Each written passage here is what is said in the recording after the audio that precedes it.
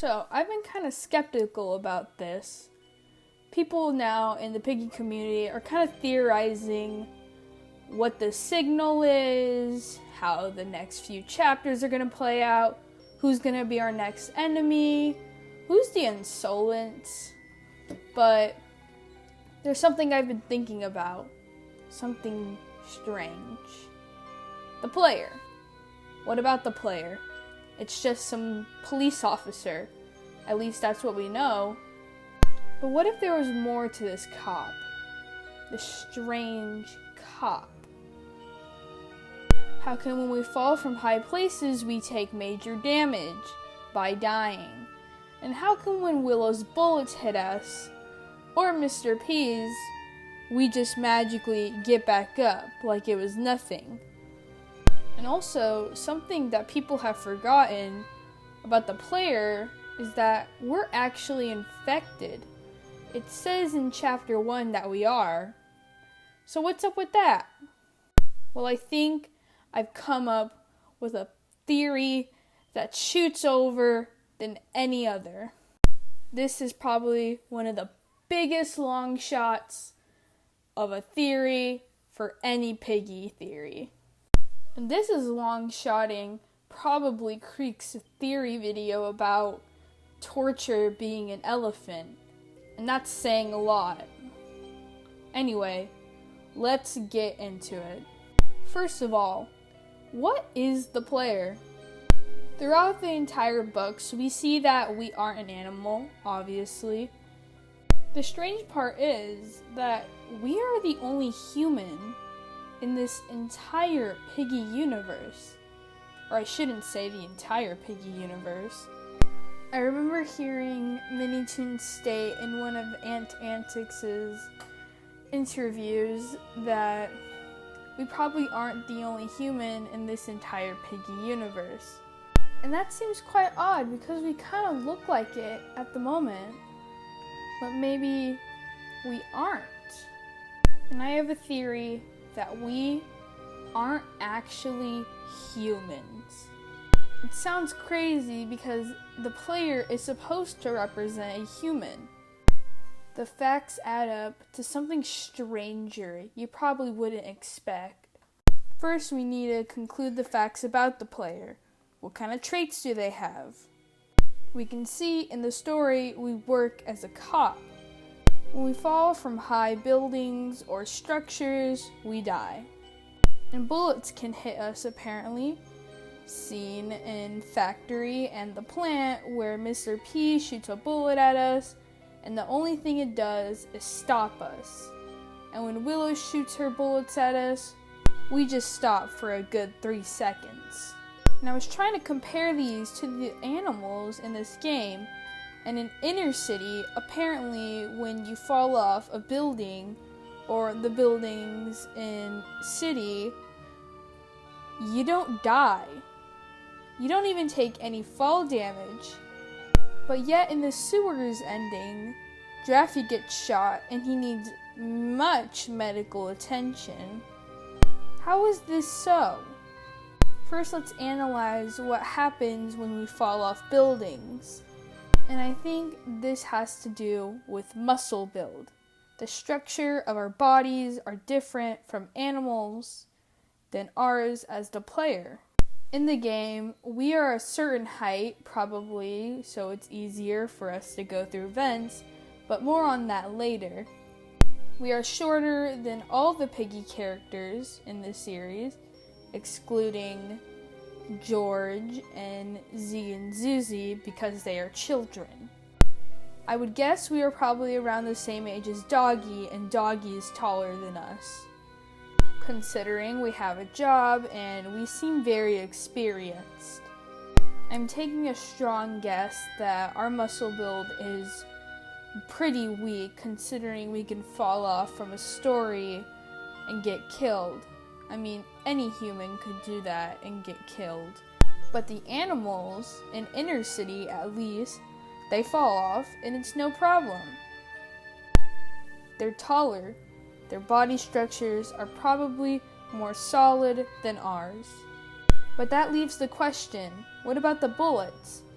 the bullets we see in the plant and the factory? How come animals like Draffy need medical attention when us as the player, we can take many bullets? And this probably has to do with our protection. In the game, we are obvious to be seen with no armor or anything to protect us. But what if we have some sort of implant, some sort of shield on our body? Not a literal shield, but a skin shield. Separate plates of protection to protect us from bullets. Because cops, obviously, they get into a lot of situations with guns. So why wouldn't they need a series of protection so that way they don't get shot? The question you might ask is, how come Mr. P and Willow, when they get up in front of us, they both shoot us, but yet we die? How so? Well, I can analyze with Willow's jump scare. In the shown jump scare, she kicks us at first and then shoots. Why does that matter, you might ask? Well, remember when I talked about that skin protection that might have been implanted in us? She most likely kicked the plate out of the way and then shot us. The real question is, how do we have implanted protection shields inside our bodies? Well, there is a certain place in one map that kind of confirms this. In the hospital map, upstairs, you see these two capsules. Nobody seems to know what they're used for or why they're even there.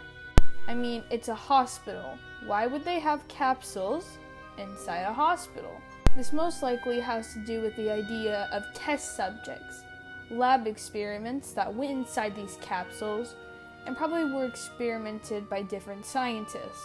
The lab experiments can't be animals because of the height differences between the capsule and the animal.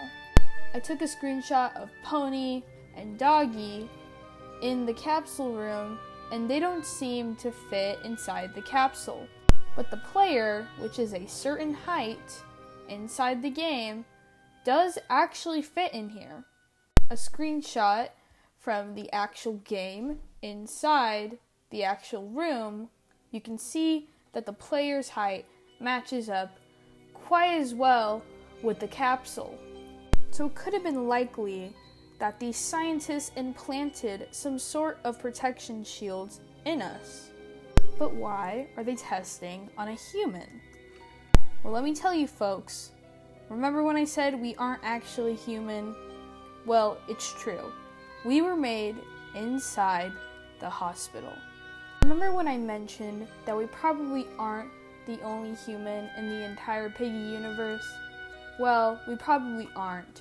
My theory is that animals were dominating.